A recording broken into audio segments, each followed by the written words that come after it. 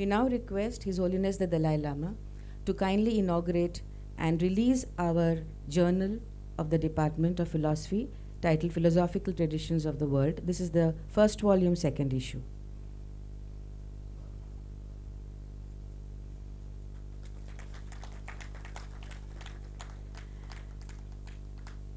Thank you all for a very, very patient wait.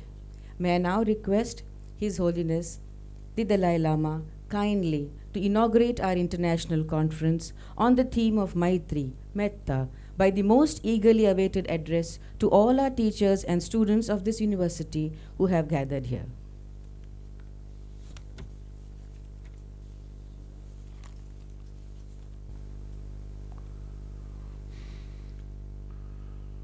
Respected brothers and sisters,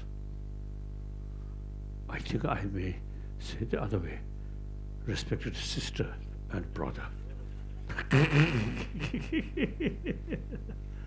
Some reason, now today's world, we really make special effort for promotion of human kindness, loving kindness, Maitri, these things. Then these respect biologically female, more sensitive about others' pain. Firstly, I think father, no matter how dear, but the father cannot feed milk. Only mother. That I always say, saying, my mother, so kind. So I consider first teacher about loving kindness. So real seed of my loving kindness is received from my mother. So at a time, special effort for promotion of these deeper value. The biologically, the female, more potential. Then firstly, female should provide maximum compassion, loving kindness towards their own children, and then go that way. So, female,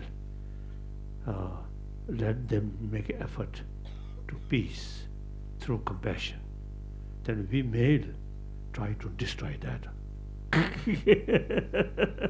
I think most of the world history, those, or say the heroes, most of them male. Hero in the past means murderer. Even today, I think most of the butcher, I think male, isn't it? So therefore there's some reason to mention respected sister first, then brother. In any way, firstly I want to seek permission. I speak from chair, not standing there. So now my age, over 83 years. So, some reason is it to ask permission. Okay. Then, is it this meeting or conference? I really very much appreciate. We need this kind of discussions. Sometimes people take for granted human loving kindness. Now we need some special effort. That also not through religious teaching, but through education. I think recent centuries, generally, education highly developed each year, everywhere, education, you see, improving and the facility becoming much available like that. But they look world. Now here we enjoy peace. But this very moment, some same human being killing.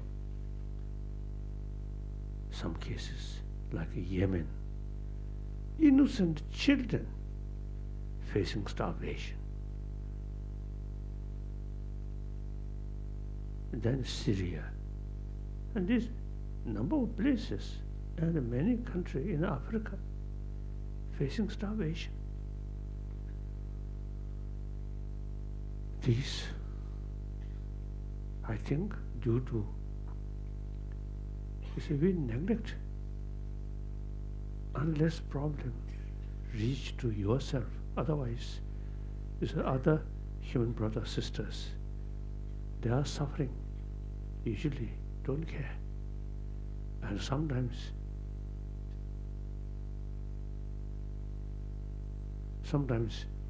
even deliberately, you see, create such suffering problem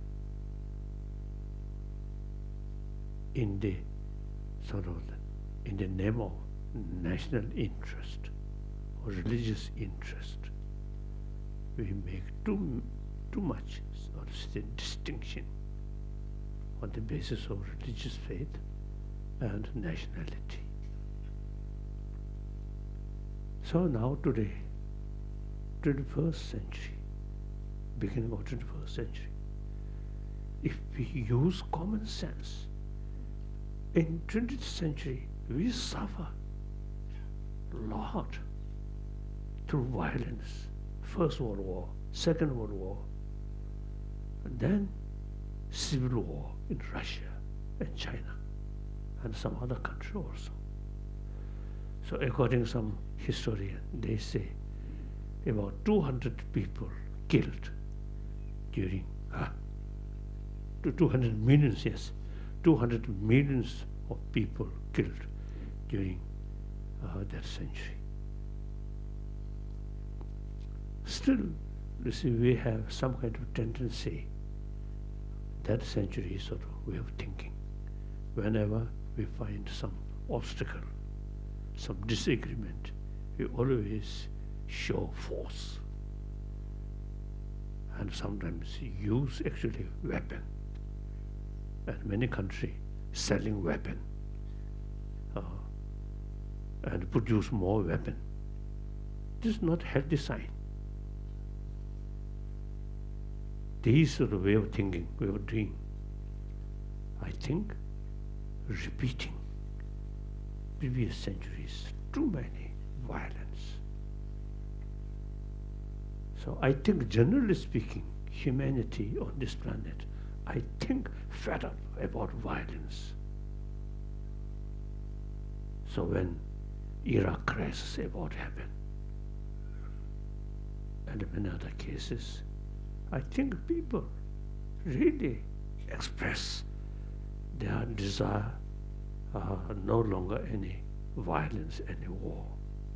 So for example, Iraq crisis happened. The millions of people from Australia up to the United States come out against violence.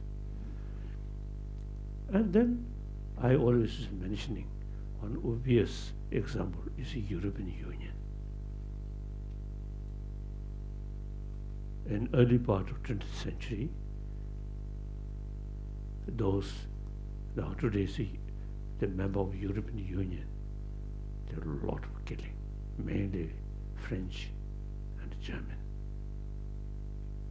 I always is mentioning one of my very respected close friend, and also I consider my tutor about quantum physics, the late von Weizsäcker.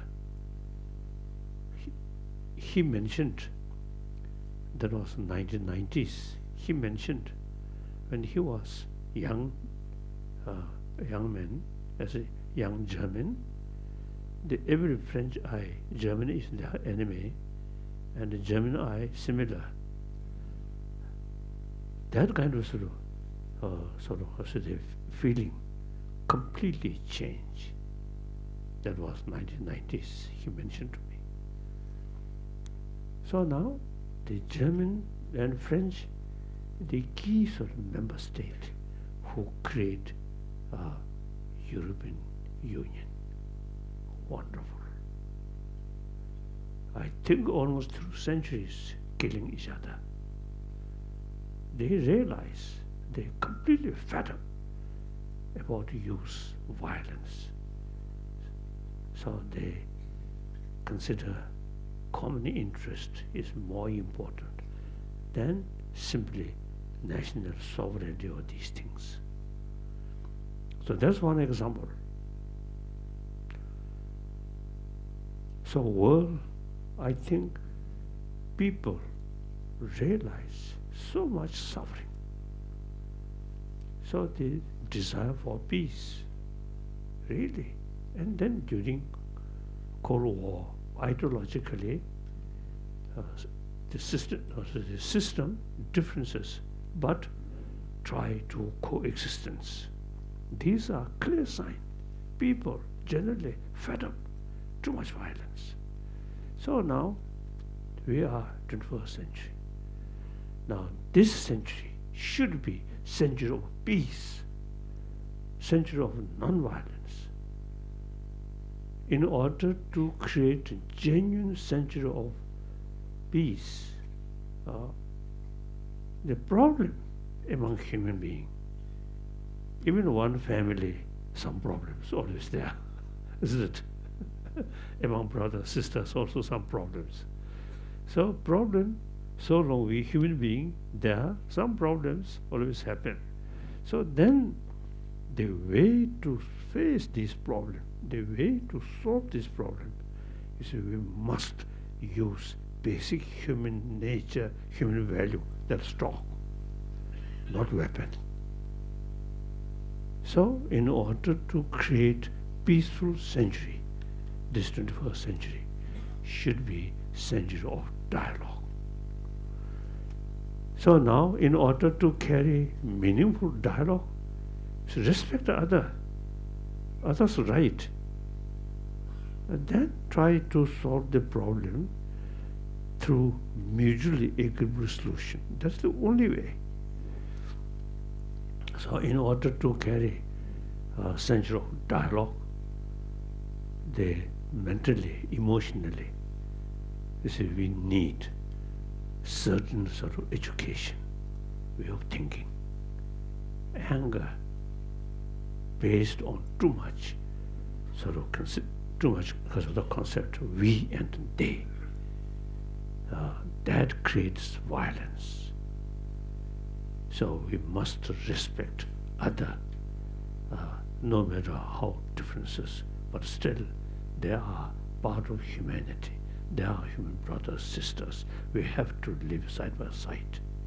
And with that feeling, then any problem should solve through talk, through dialogue. So through that way, this century, eventually, I think whole world should demilitarized world, should be demilitarized world. According to achieve external disarmament, firstly, internal disarmament is very necessary. Now, in that respect, the emotional level, kindness, loving kindness, these things are the key factor. Respect other. On the basis of the sense of oneness, entire 7 billion human beings. Now, the global economy no longer much sort of differences the national boundary. And then on top of that, the global warming, no national boundary. So these reality now telling us the entire 7 million human beings must be united, work together. So now the important is education. Education, so-called modern education, is very much oriented about material value. That's, I think, a drawback. Now, education should include education about our inner value. These days, I'm telling the kindergarten level, usually we also carry the sort of lesson about hygiene of physical. Now we need hygiene of emotion, very important. The healthy body, even a strong body, without hygiene of emotion, the too much negative emotion, more dangerous. To such people, I think really worthwhile pray, please, if you accept God, Creator, then ask God to shorter these troublemakers' life. One time, I met some Cuban refugee who settled in the Florida area. Came to see me, and they told me they're very much against Fidel Castro. So they're also very religious-minded people. So they told me they often pray to God, please, Fidel Castro, bring to heaven sooner the better. It's nice. You see, one way against, you see, his sort of atrocity or these things. So, but without sort of losing compassion. So ask God to bring heaven. This is good. So in any way, now today, education, key factor. So education should include about education, moral education, and about our inner value.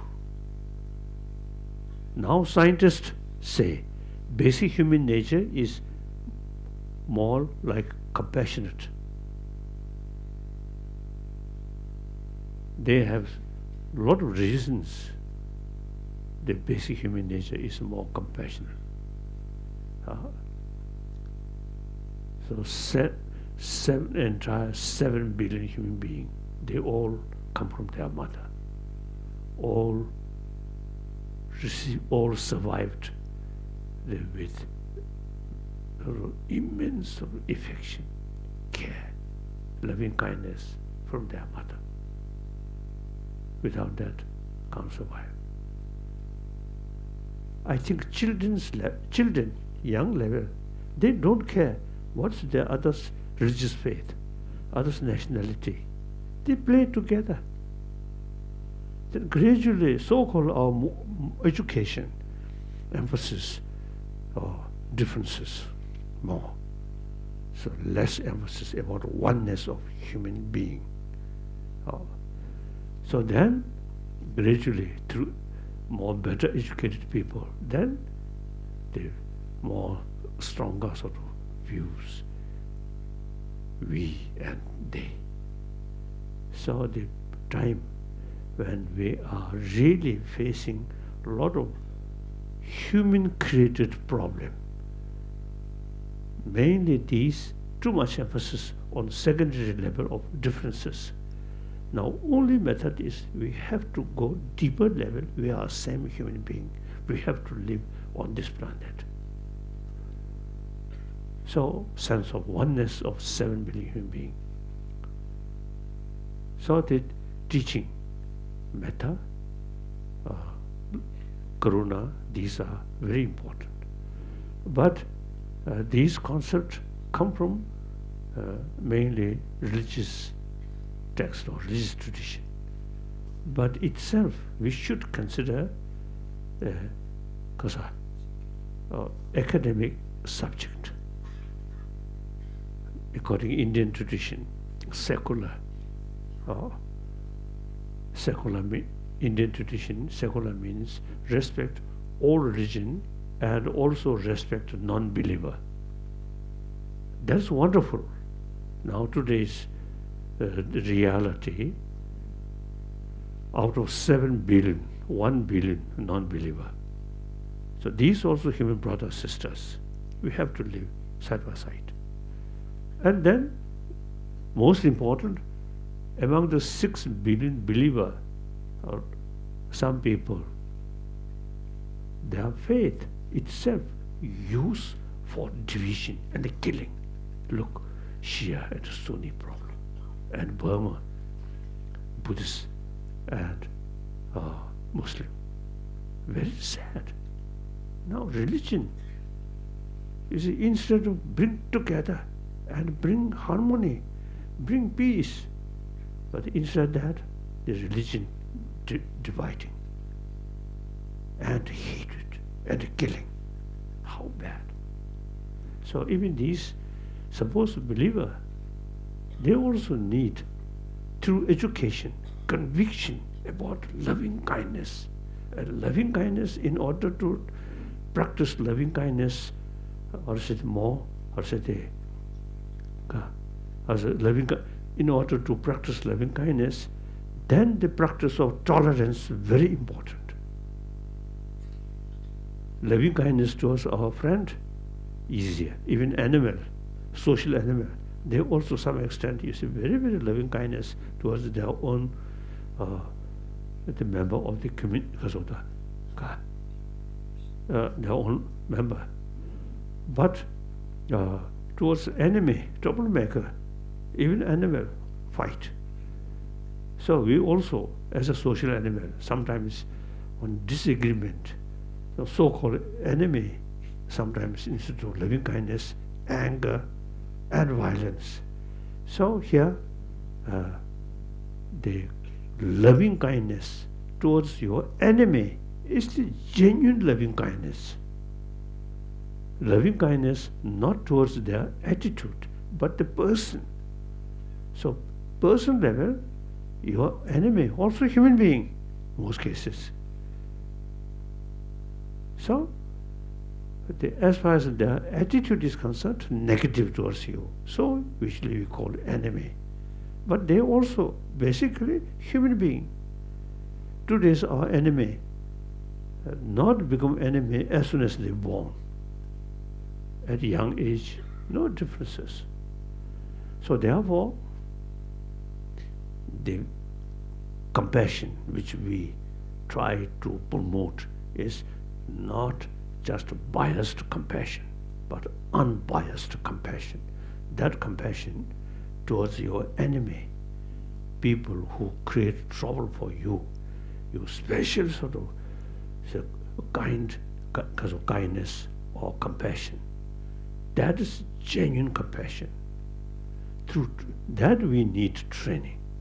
That we need human brain. Just as the kindness, compassion towards your own sort of community, animal also can do. Like that. So therefore, now the tolerance also very important. So tolerance with sort of knowledge, I have to live side by side.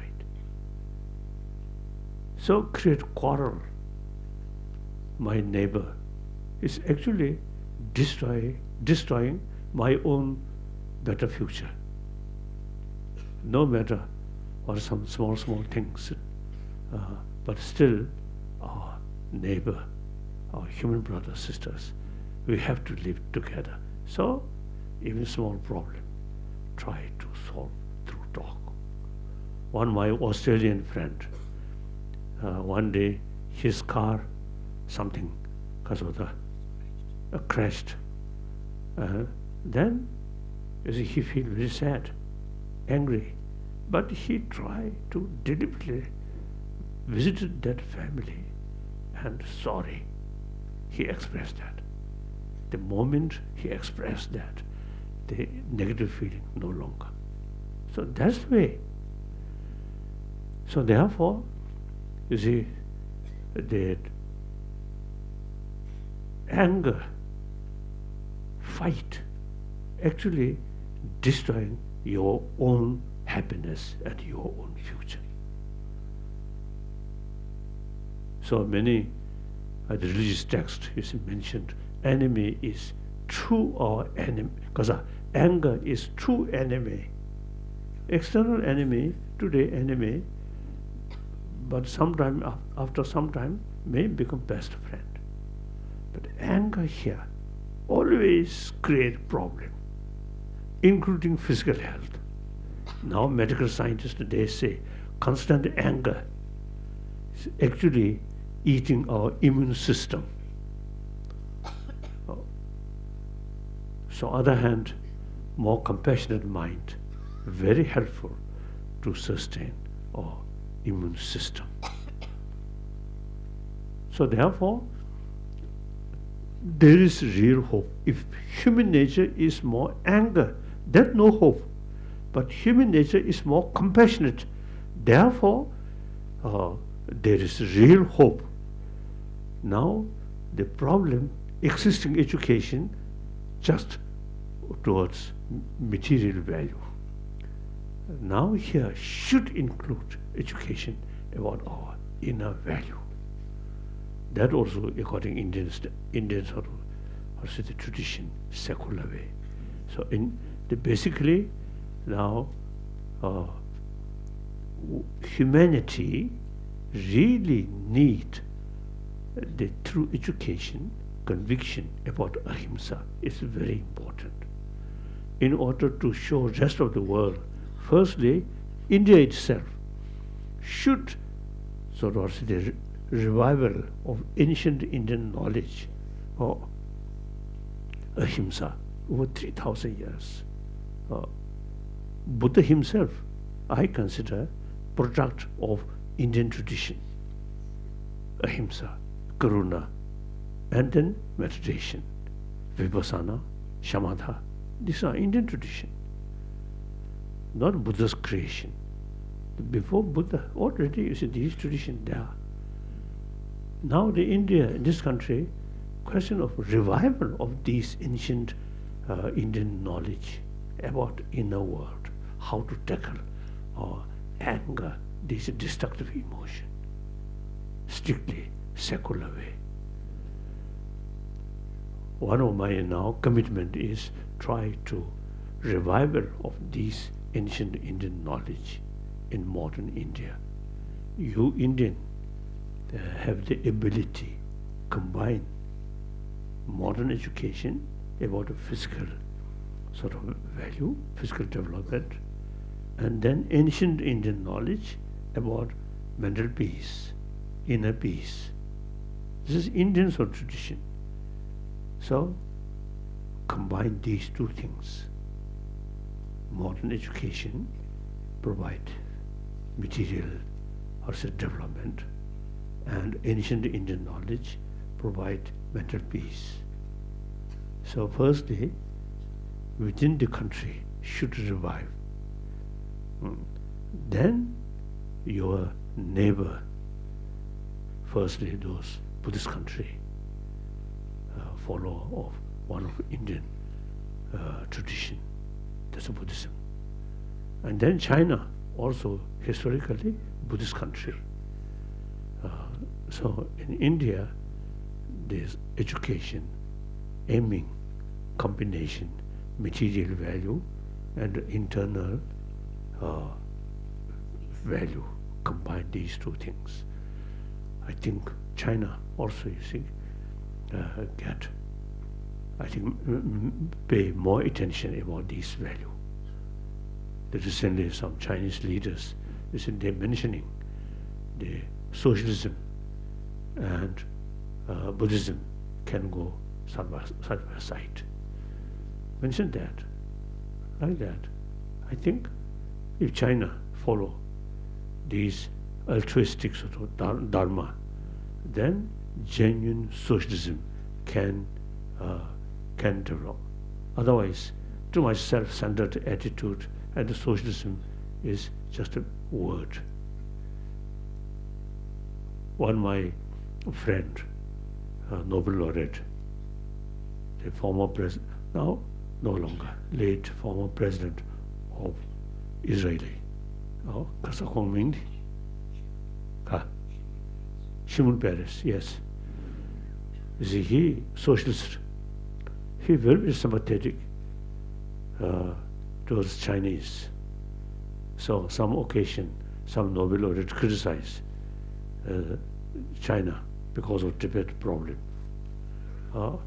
Then sometimes he little bit sort of tendency to different. Then after a few years, another occasion I met him. Then I asked him, China today socialist country or not? He immediately said, no socialist country, worst kind of capitalism. He told me like that. So true, a lot of corruptions, genuine socialism there, socialism there, and no basis of corruption. Karl Marx's economy theory is equal distribution. Wonderful.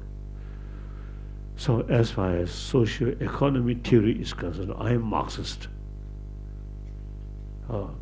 I really, admire the Karl Marx's original Marxist theory. Everybody equal, particularly the working class people have a special right. When industrialization started in Europe, too much exploitation, worker. So he stand for their right. Then I think the sad thing is Lenin spoiled this original Marxism. Lenin, more nationalistic view, and that also his sort of way of thinking is very much connected with wartime mentality, civil war after First World War, and then serious civil war in Russia.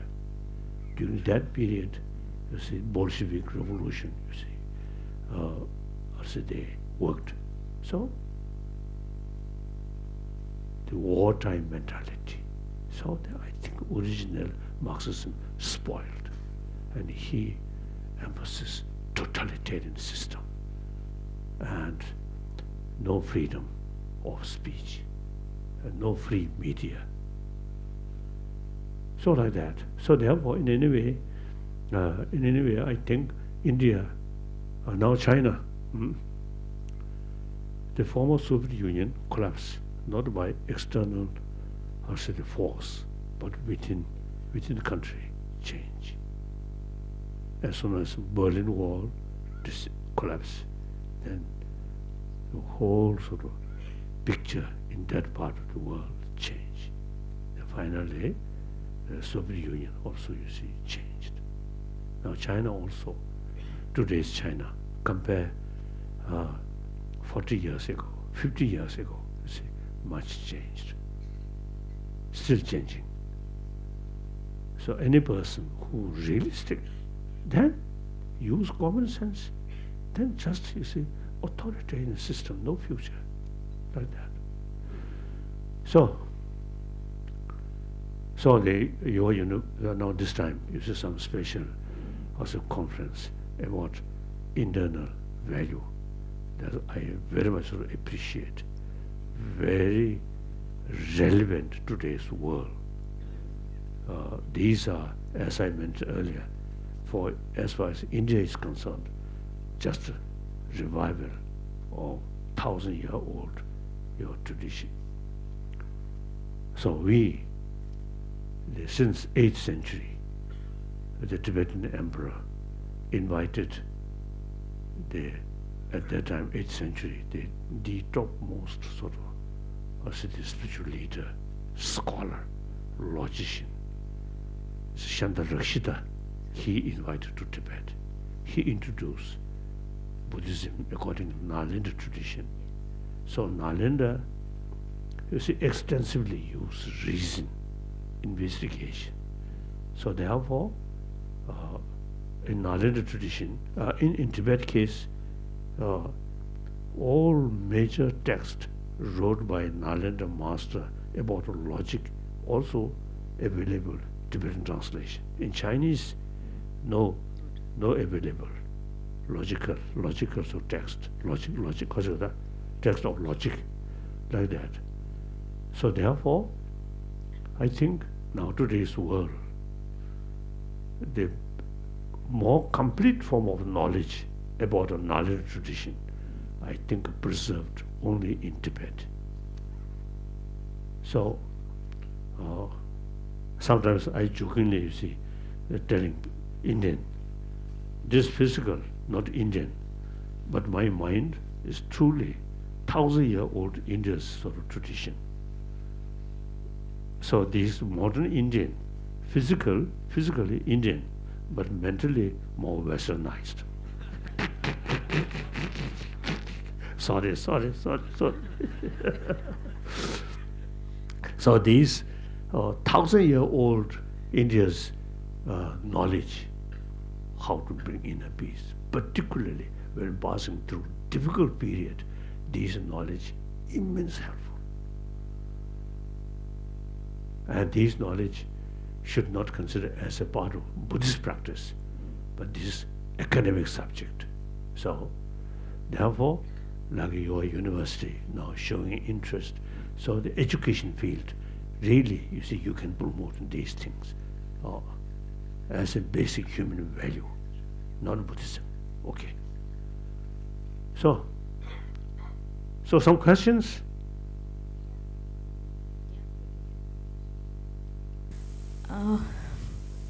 His Holiness Dalai Lama, it's a pleasure to be able to ask you this question. My question is, how do we integrate inner values from kindergarten? Like, what are some of the tools that we can take as parents, as teachers, to integrate inner values in school? Now we already working the preparing the curriculum, secular based moral principle, you see, including these things, the curriculum.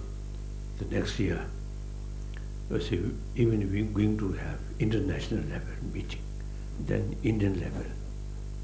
You see, we already working. Okay, sir. Thank you. Yes, next question.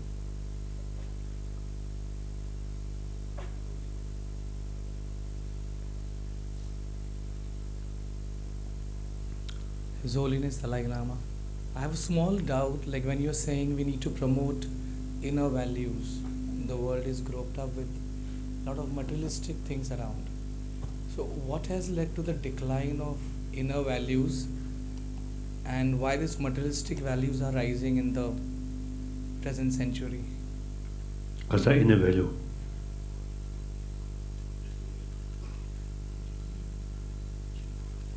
You know, there's the education, existing education. You see, as I already mentioned, very much oriented about material value. That also, I think, about 200 years, I'm not very sure, but roughly speaking, I get that kind of feeling, that kind of view. About 200 years ago, industrialization started in Europe. So till then, I think monasteries or nunnery, they carry the seed of education. Then, regarding science and technology, for these, it is necessary to create separate education institutions. So, separate education institutions started. But at that time, I feel more balance, moral ethics concern, monastery, nunnery, they take care, more balance. Then time passes. Now we can see in America and also in many European countries, I saw big monastery. Ka, ka, correct? Correct. Church, yes, church. Oh, you see, the few monk not much pay attention, public level. So therefore, the previously church take care about inner value, separate newly developed education institution take care the other material things. Now the religious side decline. So now the education institution alone should take responsibility of both material value or these things, materialistic sort of education, these things, plus education about inner value. So now in that respect, I think, and then also you say more complicated thing now, and also I feel sometimes difficult to mention the over 3,000 years in this country, eventually different religious traditions develop. They basically two category: one theistic religion, one non-theistic religion, and the Sangha philosophy. I think earliest 3,000 years old. Sangha philosophy. There are two groups: one theistic religion, one non-theistic religion. Then eventually Jain tradition, non-theistic, no God, no creator. And then later Buddhism, also same, no creator, rather self-creation. In the West, Judeo-Christian tradition, and then also Arab this area, Islam. All these theistic religion, ultimate belief is God. So everything is in the hands of God. So pray, faith towards God, sufficient. In Indian tradition, a non-theistic religion, is no creator. So everything depends on ourselves. So then training of our mind develop. Shamatha, Vipassana, you see these practice in this country, as I mentioned earlier, started. So Western civilization, very much, you see, based on, because related with theistic religion.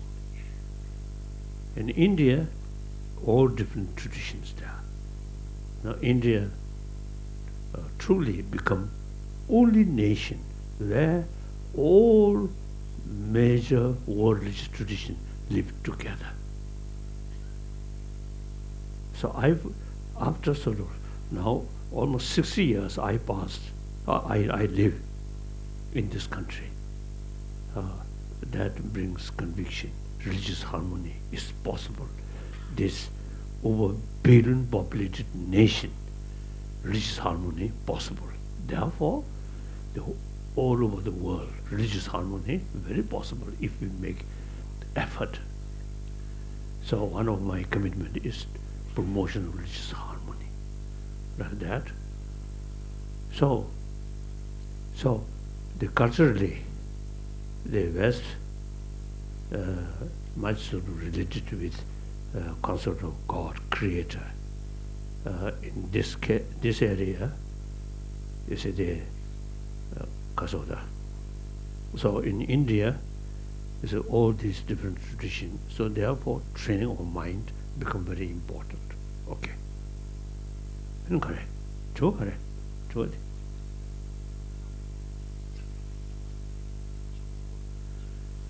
So that is the obviously education very much oriented materialistic sort of oriented.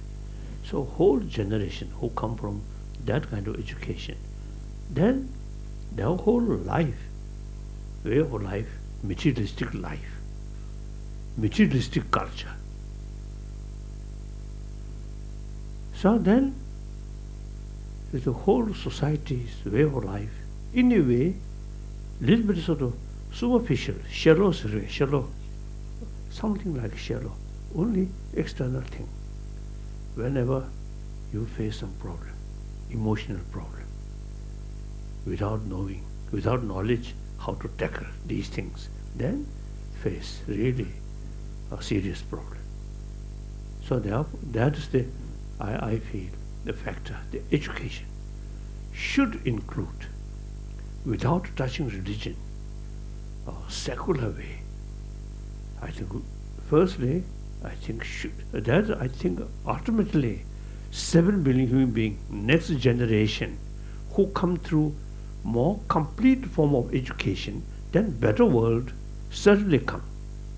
Today's sort of way of education, if this continuously go, then this century also will be repetition of previous century, killing, violence. So therefore, through some change, education, because of the field, more complete form, external thing and internal value, these strictly secular way, then non-believer also, see they, because of the, also is get sort of that kind of education. Then among the believer, theistic religion, non-theistic religion, see the secular thing, ethics is the same. So I feel, I convince, you see, through education we can produce more compassionate generation, not only materialistic sort of life. That's I feel. Of course, take time. My lifetime, I will not see. But start now. Then after 20, 30 years, different generation will come. Okay, next question. Sir, my pronouns to His Holiness, will the world become peaceful if there are no weapons made at all, and all the money spent on making weapons of destruction, mass and individual, help to promote human welfare all over the world? Karsan.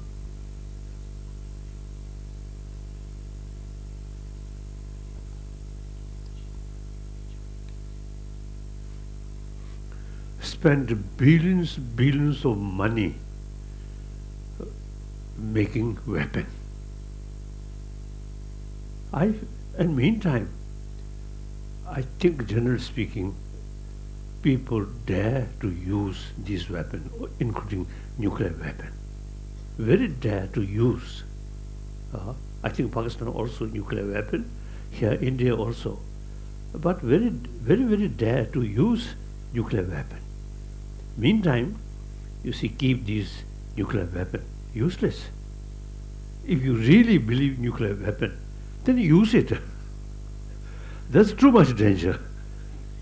America also, you see, spend a lot of money for weapon, including nuclear weapon. Wasted money. So I think billions of money spent for weapon, for military purpose. I think wasteful. This is the amount of money should use for education, for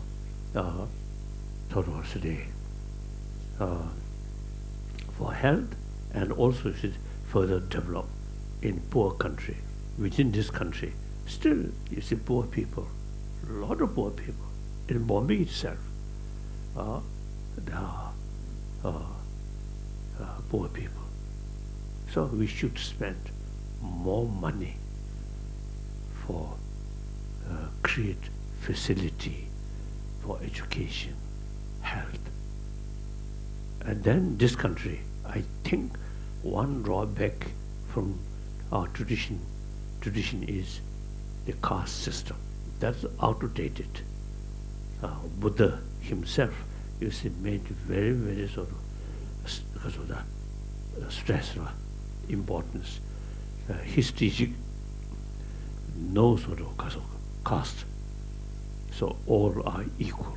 So that we really need some effort. And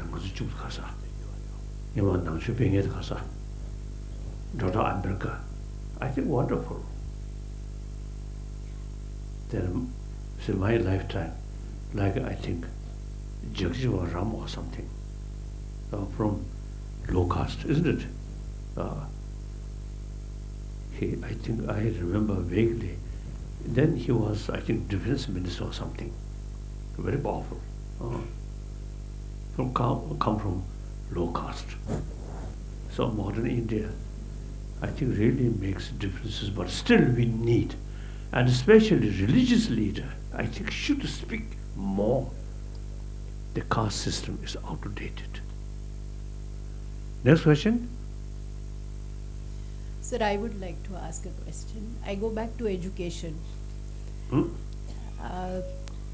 You rightly emphasized importance of Indian tradition and its secular nature and teaching it to the kindergarten level. And sir, will you suggest some wisdom-oriented teaching at the educational institutions? Because philosophy in India has always seen the synthesis between knowledge and wisdom.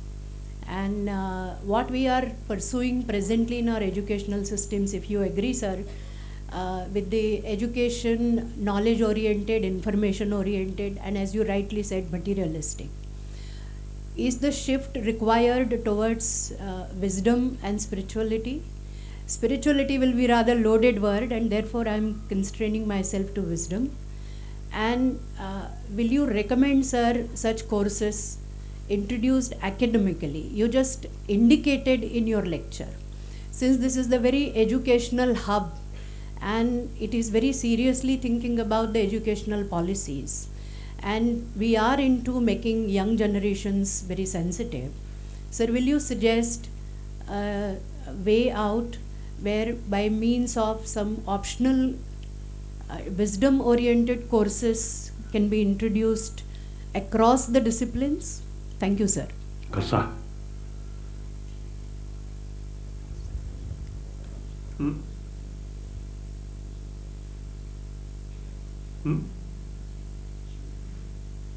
I think, as I already mentioned, the hygiene of physical.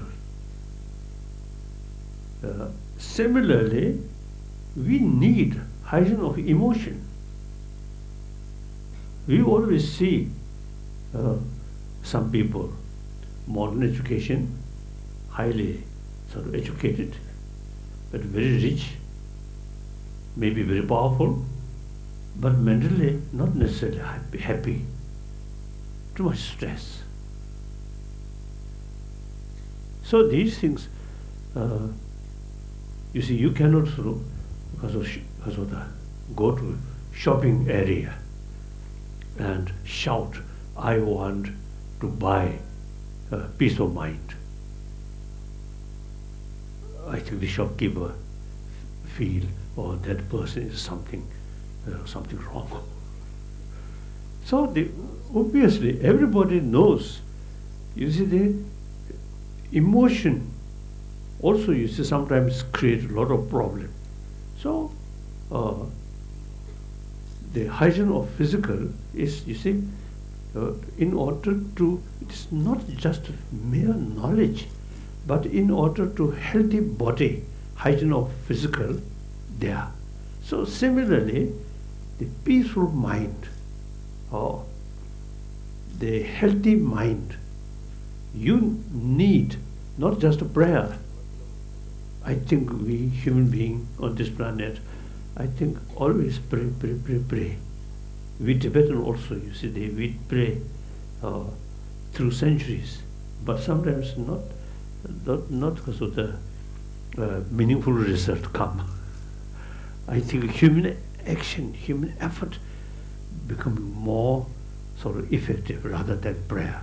So therefore, I think education, I feel, just the simple word heighten of emotion. Okay. The next question? Your Holiness, right here. Yes. You speak of the concept of Maitri or Metta. Huh? Maitri and Karuna is actually compassion in action. It translates as whatever feelings we have of compassion, they have to have a way to translate into specific deeds. You spoke of Marxism, you spoke of socialism, and so forth.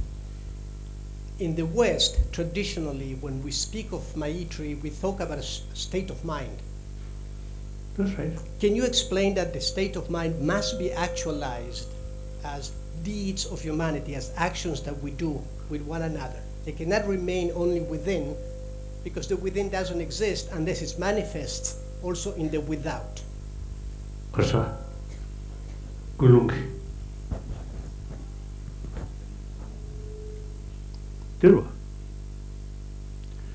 Real effect come from karma. Karma means action. There are physical action, physical karma, physical level, verbal level, mental level. So superior is the mental level. Obviously, more effective sort of physical action, verbal action related with motivation. So ultimately, motivation should be more compassionate, loving kindness, then physical action, verbal action become more peaceful. Here, there's a lot of anger, then a nice word, actually not, now here you see ahimsa, or non-violence and non-violence, ultimate demarcation is motivation level. Physically, smile and even give some gift. Motivation level, try to cheat that person, is actually violence. And then kind parent, the naughty children, sometimes a little bit harsh word and harsh action.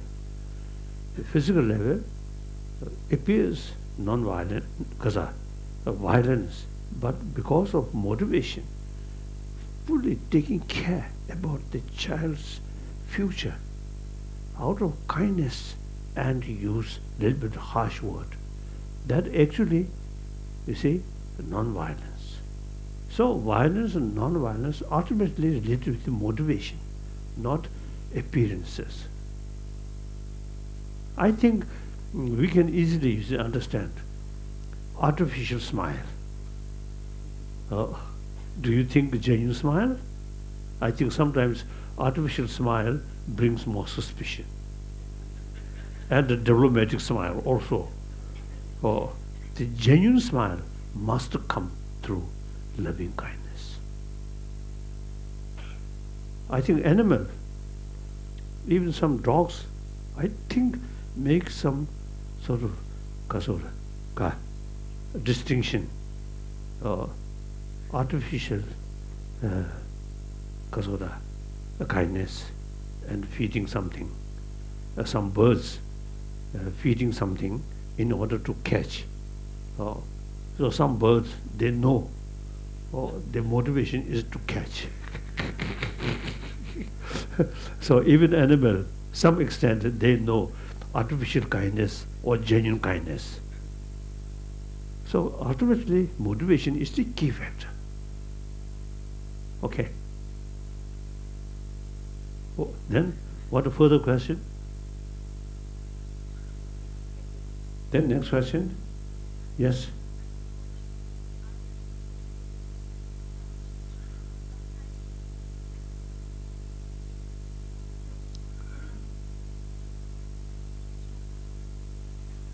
For many, many years, the woman will wait and try again and again and again for the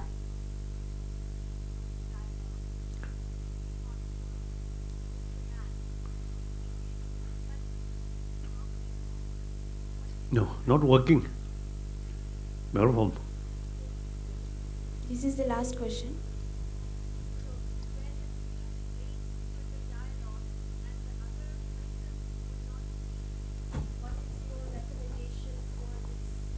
Hello. Repeat. Just repeat that. So, person will wait for many, many, many years, try again and again and again for dialogue. The other person will not come for the dialogue.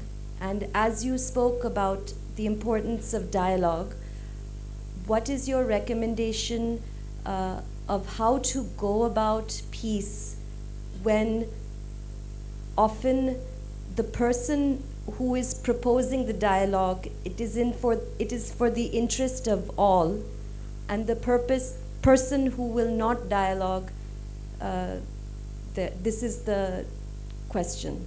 What is your recommendation? In principle, as I mentioned earlier, whenever we face some problem, you see, instead of fighting or sort of use simple weapon is because of the fist.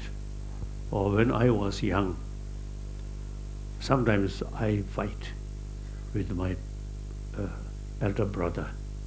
At that time, my weapon is my knee. Like that. So,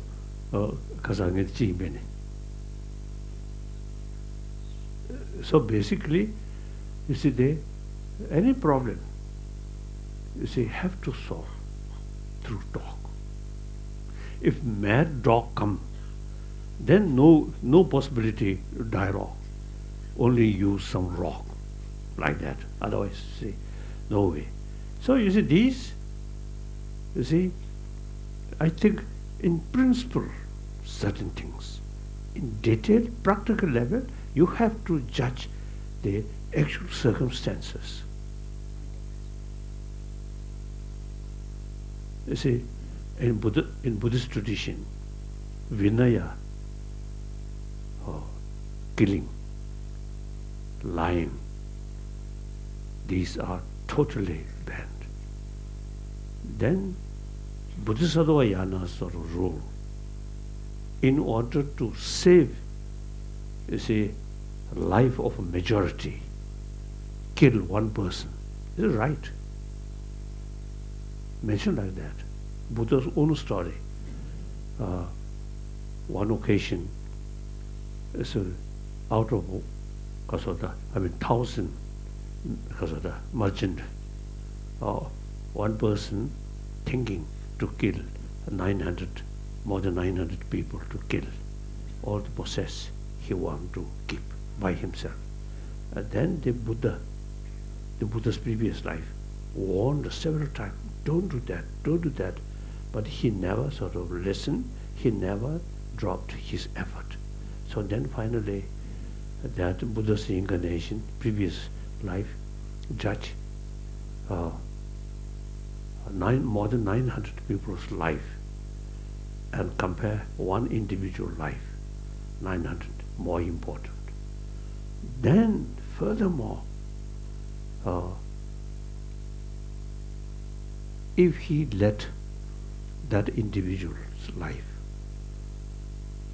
eventually that person get this because of the sinful action, killing more than 900 people. So in order to save that, so Buddha decided to kill that person.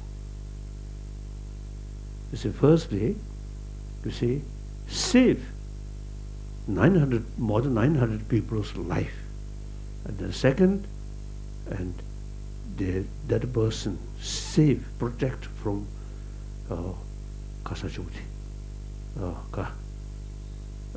commit sin. More than 900 people killed, sin. Protect that.